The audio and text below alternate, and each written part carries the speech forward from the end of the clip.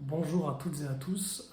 Aujourd'hui, je vous fais une vidéo sur les différentes fonctions de l'esprit. Donc, on va voir quelles sont les quatre différentes fonctions de l'esprit. C'est une classification parmi d'autres. Ce qui compte, c'est de donner un petit peu de clarté pour éviter de se perdre et de tout mélanger. On aurait pu classifier autrement, hein. Il ne faut pas être figé sur les choses, mais l'important, c'est de toujours voir les choses de manière globale, cohérente, et aussi le vérifier par expérience. Donc, ce qu'on va dire dans cette vidéo, il faut que vous le validiez par votre propre expérience. Sinon, on est dans des concepts et dans des théories, et la valeur, elle n'est pas très élevée. Vous voyez ? Donc là, l'objectif, c'est de vous montrer les quatre fonctions différentes de l'esprit. Je vous invite, si vous ne l'avez pas déjà fait, à visionner la vidéo sur le corps, l'âme et l'esprit pour que vous ayez déjà une vue d'ensemble. Donc, une des premières fonctions de l'esprit qui nous est utile au quotidien, c'est la mémoire, tout simplement. On va avoir des pensées qui vont nous permettre de nous souvenir comment on s'appelle, où est-ce qu'on habite, quel travail on fait, de nommer les choses, etc. Donc ça, c'est la mémoire, c'est la fonction qui se rapporte au souvenir, hein. C'est une des premières fonctions de l'esprit. Deuxième fonction de l'esprit, c'est ce qui va regrouper la capacité, on va dire, cérébrale, tout ce qui touche au côté intellectuel. Donc ça va être notre imagination, notre capacité à peser le pour et le contre, voilà, les avantages et les inconvénients d'une chose, notre capacité à apprendre, à réfléchir sur une chose. C'est tout ce qui représente notre capacité intellectuelle. La troisième chose, c'est le versant spirituel. D'ailleurs, c'est de là que vient le mot esprit, hein. Esprit, spirituel, c'est la même racine, la même chose. Et donc là, ça va concerner toutes les pensées du type « qu'est-ce que je fais là ? Qui suis-je ? Quel est le but de la vie ?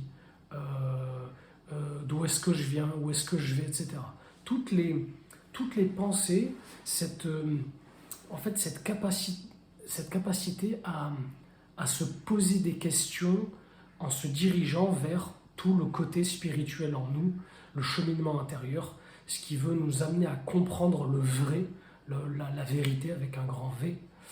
C'est vraiment la fonction où est-ce que les pensées elles se questionnent, pas en rapport sur le fonctionnement d'une chose, non, sur les grandes questions spirituelles, les grandes questions existentielles, les grandes questions de la vie. Voilà. Donc ça, c'est la troisième fonction de l'esprit.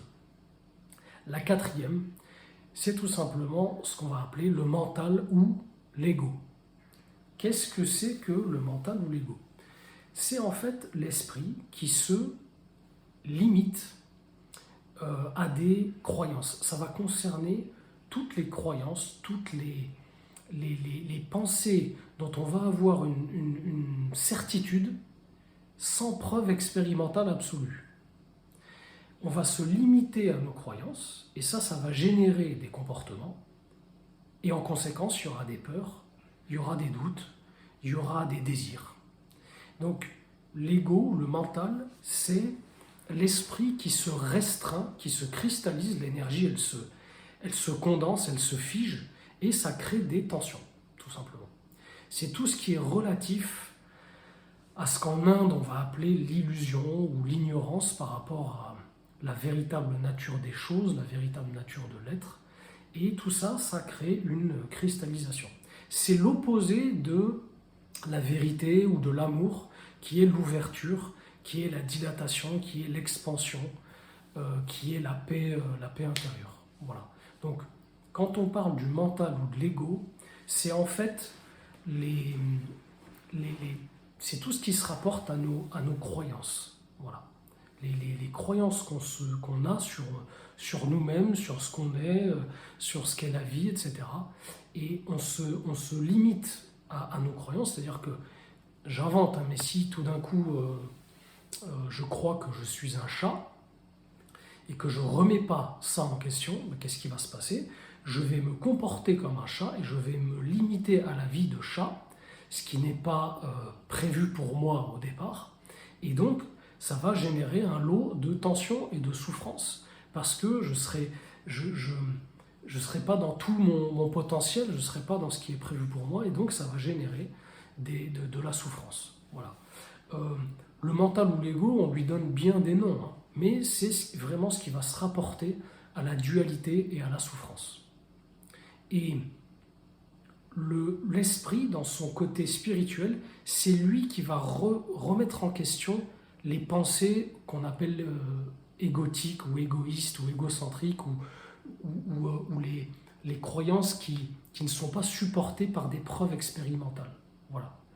Donc, quand on ne voit pas que l'ego nous fait souffrir, on va appeler l'ego le diable. C'est celui qui va diviser, qui va être dans la dualité, qui va créer des tensions.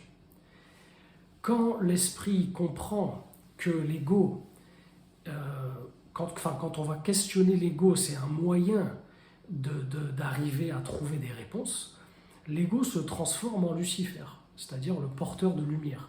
C'est-à-dire qu'on va plus voir l'ego comme un obstacle, mais on prend conscience que les tensions qu'on a en nous-mêmes, elles sont générées par des croyances qu'on a au sujet de la vie, et là, ça a un autre visage. L'esprit va éclairer, en fait, ce type de pensée, hein, qu'on appelle le mental, voilà, ou l'ego, et c'est comme ça qu'on va obtenir des réponses et qu'on va se spiritualiser, en fait, tout simplement. Voilà.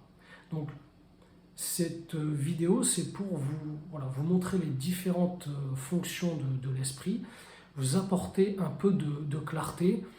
Les deux premières fonctions, hein, comme on l'a dit, donc la mémoire et puis toute la capacité intellectuelle, c'est, on va dire, pour toutes les pensées qui sont pratiques, hein, pour le quotidien. Et les deux autres fonctions, c'est plutôt le versant, donc la fonction spirituelle qui va nous amener les grandes réponses et qui va nous diriger vers la vérité, vers le bonheur, vers la paix. Et l'ego, il est là justement pour nous montrer, c'est une sorte de messager pour nous montrer qu'il y a des incompréhensions, qu'il y a des doutes, qu'il y a des peurs, qu'il y a des désirs, qu'il y a des croyances.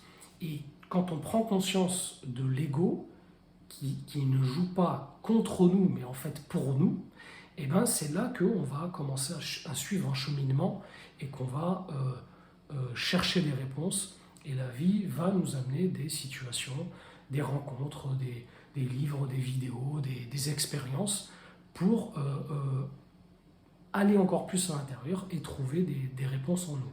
Voilà. Donc c'est vraiment les quatre grandes fonctions de l'esprit. Voilà, j'espère que ça vous aidera à y voir un peu plus clair, parce que parfois on mélange un petit peu tout. Bien sûr, c'est une classification, c'est des bases, c'est pour avoir des repères, il ne faut pas rester forcément figé sur les noms et les classifications, mais c'est pour prendre du recul et voir en nous si ce que je dis ici, c'est vous le vérifiez par expérience. Voilà, c'est pour vous aider à être un peu plus cadré dans votre expérience et pour ne pas mélanger les types de pensée quand on parle de l'esprit. Parce que si on ne distingue pas, on peut tout mélanger dedans. Non. Il y a vraiment une fonction qui se rapporte à la mémoire. Une autre, c'est tout le côté intellectuel, capacité d'analyse, réflexion, on pèse le pour et le contre, ça, toutes les perceptions au niveau des sens, d'observation, etc. Ensuite, il y a le versant spirituel, c'est les grandes questions qu'on se pose sur la vie. Et ce mental, cet ego qui nous coupe de l'unité, qui nous bascule dans la dualité, dans la souffrance, etc., qui, tant qu'il n'est pas remis en question, nous maintient dans ce cercle, ce courant des formes, comme on dit dans la tradition, cette perpétuelle souffrance qui revient parce qu'on n'a pas mis de la lumière, on n'a pas trouvé expérimentalement les réponses à nos questions. Voilà. Donc voilà pour cette petite vidéo, j'espère que ça vous permettra d'y voir plus clair. Je vous souhaite un bon cheminement et une bonne continuation, et à bientôt dans de futures vidéos.